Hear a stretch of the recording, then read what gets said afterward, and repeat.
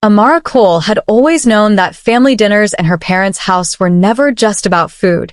They were silent examinations of worth, success, and pride. That evening, she arrived straight from her shift at the downtown restaurant, her black flats still dusted with flour and her hair tied back in a loose bun. The dining room glowed warmly under the chandelier, the table set with their mother's best plates, a sign that the night was important. Her younger sister, Lydia Cole, sat proudly beside her new boyfriend, Ethan Vaughn, a man whose confidence entered the room before he spoke. He wore a tailored navy suit, his watch gleaming every time he lifted his glass. "So, Amara," Ethan said smoothly, leaning back in his chair, "Lydia tells me you're still working at, what is it again? A diner?" Lydia gave a small, nervous laugh. Their father, Harold Cole, cleared his throat. "It's honest work," he muttered, though without conviction. Amara smiled politely. "It's a restaurant. And yes, I work there." Ethan chuckled softly. "Must be exhausting. Carrying plates all day." Their mother, Evelyn Cole, forced a smile. "Let's just eat." But Ethan continued. "I mean, no offense. I just believe people should aim higher, you know? Build something respectable." Amara said nothing, only cutting her food slowly. Inside, however, she studied him, the rehearsed charm, the calculated pauses. She had seen men like him sit at her tables before, speaking down to servers while pretending sophistication.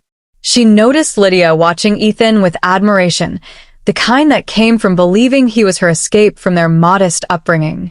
Amara sipped her water quietly, already sensing the night would not end peacefully. Dinner moved forward, but the tension thickened like steam above the dishes. Ethan dominated every conversation, his promotions, his luxury apartment, his elite social circles. "In my field," he said, swirling his wine, "we deal with real money, multi-million portfolios, high-level decisions." Harold nodded, visibly impressed. "That's remarkable for someone your age." Lydia beamed. "He's up for another promotion soon." Amara buttered her bread in silence. Ethan glanced at her again.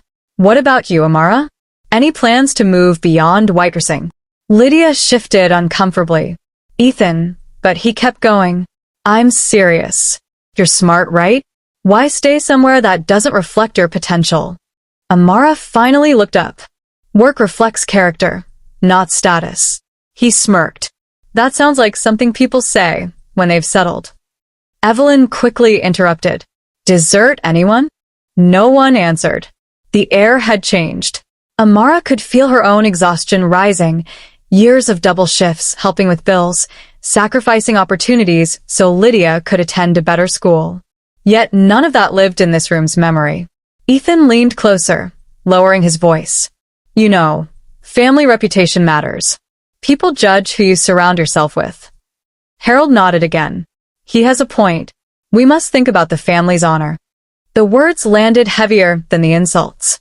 Amara pressed her napkin against her lap, steadying herself. She wasn't hurt by Ethan. She barely knew him. What stung was the quiet agreement around the table. She realized then that Ethan wasn't just speaking for himself. He was voicing judgments her family had never said aloud. Still, she remained silent, her calmness mistaken for submission, though her mind was already turning. As plates were cleared, Ethan grew more relaxed, mistaking silence for victory. He loosened his tie and leaned back like a man who owned the room. "Honestly," he said, "I came from nothing too, but I refused to stay there." Lydia squeezed his arm admiringly. He worked so hard. Amara watched the gesture carefully. She saw not love, but aspiration, Lydia loving what Ethan represented rather than who he was. "Where exactly do you work again?" Amara asked calmly. Ethan smiled, pleased she was finally engaging. "Senior Operations Executive at Sterling Crest Mortgage Group." "Ever heard of it?" Harold whistled softly. "That's big business." Ethan nodded proudly. "We handle premium property financing. Exclusive clients." Amara tilted her head. "Sounds complex." "It is," he said. "Not everyone can understand that level of responsibility." Lydia laughed lightly. "You and your big words. But Amara's expression hadn't changed. She had heard that company name recently, not from business news, but from late-night television playing in the restaurant bar. She remembered headlines, scrolling text, legal terms. She said nothing yet. Instead, she asked gently, "You must handle sensitive files then." Ethan puffed slightly. "Of course. Confidential portfolios, offshore accounts, high-stakes approvals." Harold looked impressed again. Our Lydia chose well. Amara's fingers tightened around her glass. She realized Ethan's arrogance came from believing no one at this table could challenge him. He saw them as small, especially her. What he didn't know was that Amara listened more than she spoke, observed more than people realized. And tonight, she had come prepared. Not to fight, but to protect her sister if needed. The turning point came quietly. Lydia stood to fetch more drinks, leaving Ethan basking in attention. Amara reached slowly into her handbag, her movements unhurried. "Sterling Crest Mortgage Group," she repeated. Ethan nodded, smiling smugly. "Yes. Why?" She unlocked her phone. "I think I saw something about it recently." Harold frowned. "Business feature?"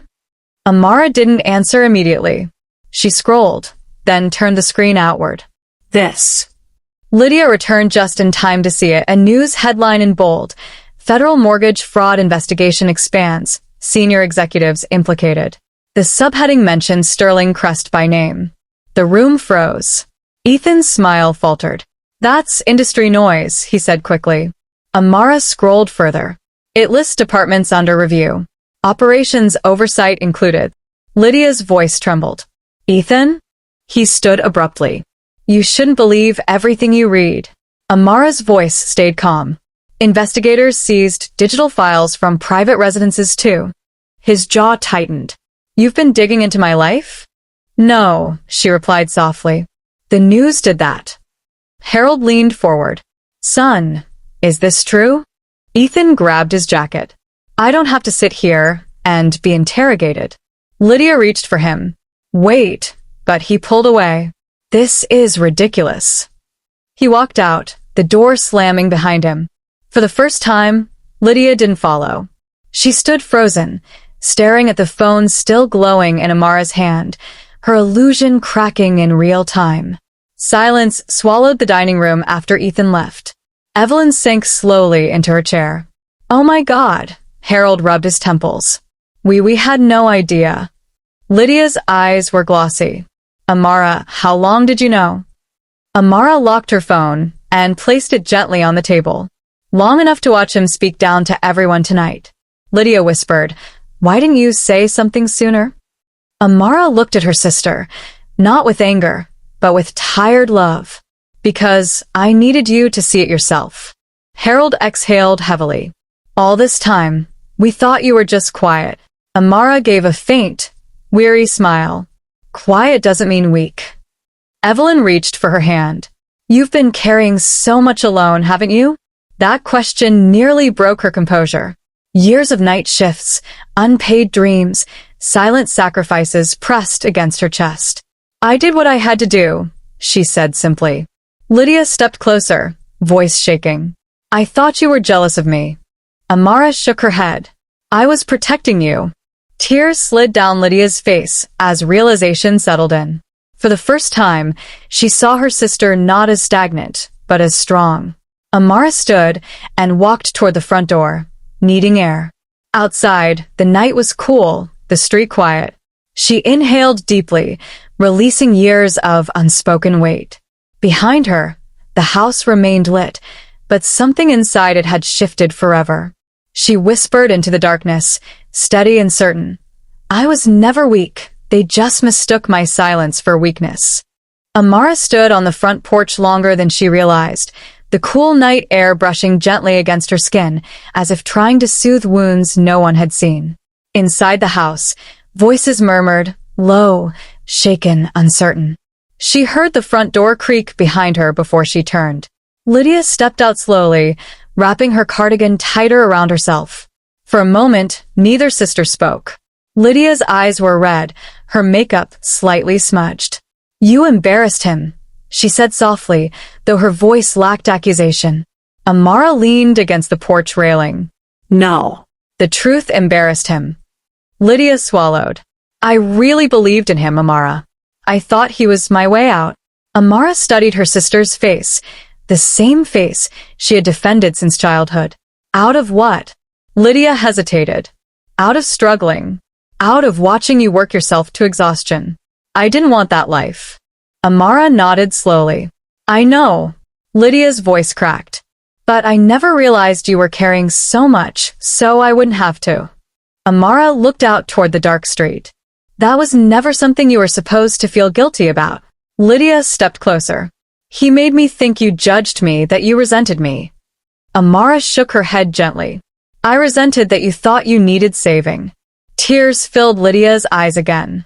I'm sorry. Amara didn't answer immediately. Instead, she opened her arms and Lydia fell into them like she had when they were children, not as rivals, but as sisters finding their way back. Inside, Harold sat heavily at the dining table, staring at Ethan's abandoned wine glass as though it personally offended him. Evelyn gathered plates absent-mindedly, though she wasn't truly cleaning. She was thinking. When the sisters returned, Harold looked up. Amara, he began carefully. Why didn't you tell us you knew about that man? Amara took her seat again. Would you have listened? The question landed without hostility, yet it struck deeply. Harold opened his mouth, then closed it. Evelyn spoke instead. We should have defended you tonight. Amara gave a small shrug. You were defending what you thought was best for Lydia. Lydia shook her head quickly. No, we were defending appearances. Harold exhaled slowly. I told everyone to think about family honor. He looked ashamed now. But honor should start with how we treat our own. Amara softened slightly at that. I never wanted honor. I just wanted understanding. Evelyn reached across the table again. You have it now. Amara smiled faintly. Understanding after damage still leaves scars. Lydia whispered, then let us help heal them. The room, once tense, now felt fragile but honest, like walls had finally come down after years of polite distance. For the first time in a long while, Amara felt seen not as the struggling daughter, but as the strong one holding the family together. Later that night, Lydia knocked softly on Amara's bedroom door. Can I come in? Amara sat on the edge of her bed, still in her work clothes. Of course. Lydia entered slowly, looking around the modest room. The neatly folded uniforms, the stack of unpaid bills half hidden in a drawer, the worn shoes by the wall. You live like this while I was busy dreaming about penthouses, Lydia said quietly. Amara smiled faintly. Dreaming isn't wrong. Lydia picked up one of the restaurant schedules. 16-hour shifts. Amara shrugged. Sometimes more. Lydia's voice trembled. Why didn't you tell me? Amara answered gently, because I wanted you to finish school without worrying. Lydia sat beside her. Ethan used to say you lacked ambition. Amara chuckled softly. Ambition looks different when survival comes first. Lydia nodded slowly, absorbing every word. I feel foolish. Amara placed a hand over hers. You feel awakened. Lydia looked at her with new respect. You're stronger than anyone I know. Amara shook her head. Strength isn't loud. It just endures. Lydia leaned her head on Amara's shoulder, and in that quiet room, admiration replaced comparison. The next morning, the house felt different. Lighter, yet reflective. Harold brewed coffee unusually early, waiting for Amara in the kitchen. When she entered, he stood awkwardly. I owe you an apology. Amara poured herself tea. You don't owe me anything. I do, he insisted. I measured success by titles and salaries, and I used that measure on my own daughter. Amara stirred her tea slowly. You wanted security for us. Harold nodded. But you were the one providing it. That truth sat heavy between them. Your mother and I relied on you more than we admitted. Amara smiled gently. That's what family does. Harold's voice softened. Still, I'm proud of you, not for enduring hardship, but for your character. Amara looked up, surprised. It was the first time he had ever said it aloud. Thank you, Dad, she said quietly. And in that simple exchange, years of unspoken appreciation finally surfaced. By afternoon, Lydia's phone buzzed repeatedly on the kitchen counter, Ethan's name flashing across the screen. She stared at it without answering. Amara noticed but said nothing. Finally, Lydia picked it up and read a message aloud. "This is all your sister's fault. She's trying to ruin me." Lydia laughed bitterly. He still doesn't get it. Amara remained calm. Truth feels like attack to people hiding lies. The phone buzzed again. Lydia silenced it this time. "I used to think confidence meant loudness," she said. "But you were the calmest person in the room last night." Amara smiled. "Calm comes from knowing who you are." Lydia deleted Ethan's contact. "Then I'm starting over." Amara squeezed her shoulder. "And this time, choose someone who respects where you came from, not someone who's ashamed of it." Lydia nodded firmly, a new maturity settling into her expression. Days passed, and conversations in the house grew more open than they had ever been. Evelyn began insisting Amara come home earlier from work. "You need rest too," she'd say. One evening, she added gently, "Have you ever thought of managing the restaurant? You understand business more than you admit." Amara laughed. "I've thought about owning one." The room went quiet. Harold leaned forward. "Why never pursue it?" Amara hesitated. "Money. Risk. Responsibility." Lydia spoke up. "You've been carrying responsibility your whole life. At least let it build your dream." The idea, once buried, resurfaced brightly in Amara's mind. A week later, news broke publicly, arrests connected to the Sterling Crest investigation. Ethan's photo flashed across television screens. Lydia stared at it silently, then turned the TV off. "I almost tied my future to that." Amara sat beside her. Lydia exhaled shakily. "You didn't just expose him, you saved me." Amara shook her head. "You saved yourself the moment you chose truth." Lydia smiled faintly. "Still, thank you for loving me enough to risk me hating you." Amara replied softly, "Real love risks misunderstanding." Inspired by her family's support, Amara met with her restaurant's owner about expansion plans she had secretly drafted years ago. When she presented her ideas, cost breakdowns, supplier networks, staffing models, he stared in amazement. "You've been thinking like an owner all along." She smiled. "I just never thought I was allowed to be one." He offered her a partnership opportunity that very day. For the first time, her hard work began transforming into visible success. The night she signed the partnership papers, the family hosted another dinner, simpler, warmer, free of performance. Harold raised a glass. "To Amara, who taught us that dignity isn't defined by profession, but by perseverance." Lydia added, smiling proudly, "And to my sister, the future restaurant owner." Evelyn wiped tears of joy. Amara laughed, overwhelmed. "I only got here because you finally saw me." Harold corrected gently. "You were always seen. We just didn't understand what we were looking at."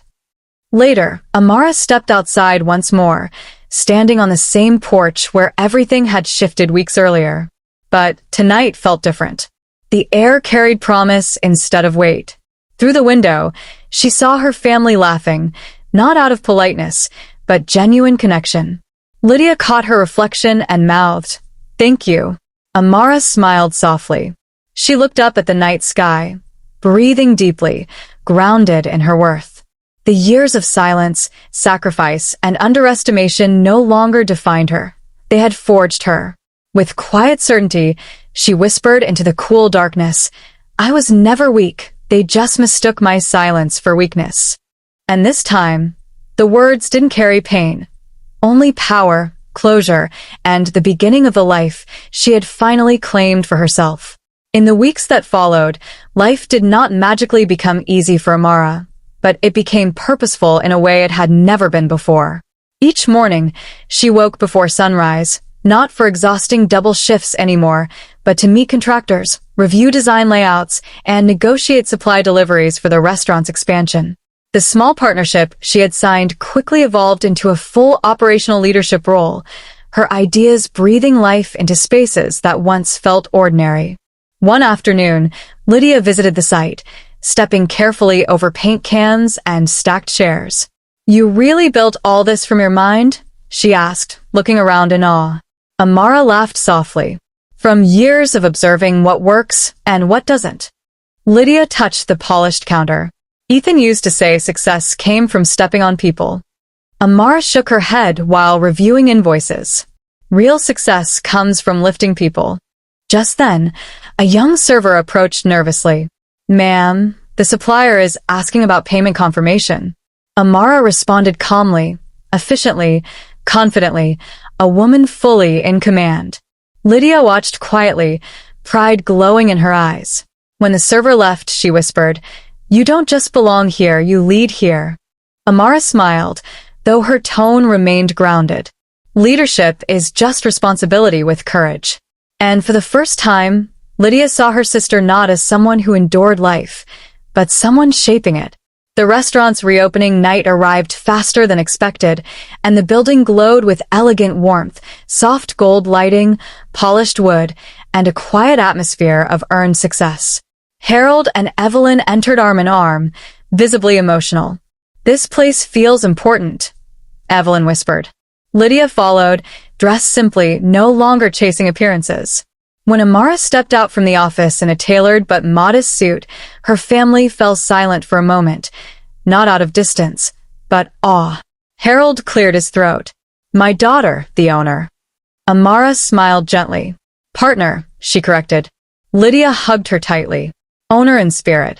As guests filled the space, Harold watched her greet staff by name, thanking each one personally. "She knows them all," he murmured. Evelyn nodded proudly. "Because she remembers where she started." During a small toast organized by the staff, Amara spoke briefly. "This place was built on hard days, long nights, and people who never gave up on me, even when they didn't fully understand me." Her eyes found her family. "Thank you for seeing me, finally." Tears shimmered openly now, not of regret, but shared growth. The applause that followed wasn't just for business success, it was for the woman she had become. Much later that night, after the last guest had left and the staff finished closing duties, Amara stepped outside the restaurant alone. The streetlights reflected softly on the pavement, and the city hummed in peaceful distance. She leaned lightly against the building that now carried her vision, her sacrifices, her resilience. Footsteps approached. Lydia again. "You always sneak outside after big moments," she said playfully. Amara smiled. "It's where I hear myself think." Lydia stood beside her. "I used to think strength meant never needing anyone." Amara glanced at her. "Strength is knowing you can stand alone but choosing not to." Lydia nodded thoughtfully. "You changed all of us, you know." Amara looked back through the restaurant window where her parents were laughing with the staff. No truth did that. A comfortable silence settled between them. Then Lydia spoke softly. "Say it again." Amara raised an eyebrow. "Say what?" Lydia smiled. "What you said that night, on the porch." Amara exhaled slowly, feeling the full weight of her journey. The insults, the silence, the exposure, the healing, the rise. She looked forward, voice steady, no longer proving anything to anyone, only affirming herself. "I was never weak, they just mistook my silence for weakness."